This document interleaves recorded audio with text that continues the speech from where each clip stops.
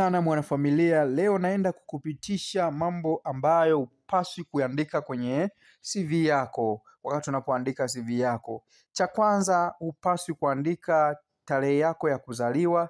Cha pili, hupaswi pia kuandika namba yako ya NIDA. Ni hatari kwa afya yako, hivyo hutakiwi kujaribu hata kidogo.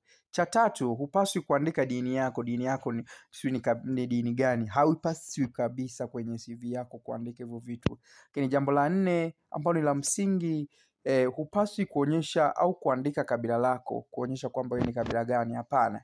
Na jambo la tano, hutakiwi kueleza unapendelea nini na hutaki nini, unapendelea labda michezo nini, hautaki kuandika kwenye CV yako. Jambo la sita, hutakiwi kuonyesha jinsia yako, wewe ni wa kike au wa kiume, hapana. Na yenyewe sio manani sana, hajakaa sawa sana. Lakini kingine ile tunasema kwamba swala kwamba umeoa hujaolewa, hiyo na yenyewe haipaswi kuandika kwenye CV yako. Lakini vitu vya msingi na vya kuzingatia wakati unapoandika CV yako, cha kwanza ni namba yako ya simu, unatakiwa uandike. Cha pili, uandike email yako. Cha tatu, tuonyeshe address yako, makazi yako, kwamba unatokea wapi, unaishi wapi.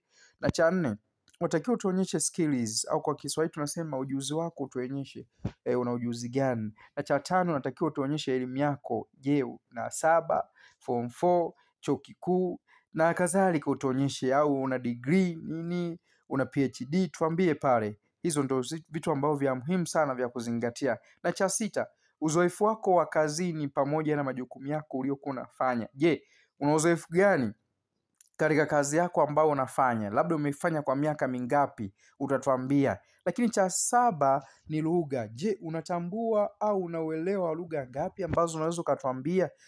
Utuelekeze. Kama ni lugha 5 utatuambia, kama ni lugha 1 utatuambia, kama ni Kiswahili, kama ni Kiingereza utatuambia. Na cha mwisho ambacho ni cha muhimu, wadhamini wako. Utuonyeshe watakao kudhamini wewe pindi utakapopata kazi, watakuwepo pale watu. Asante kwa kusikiliza. Salia na Mwenyezi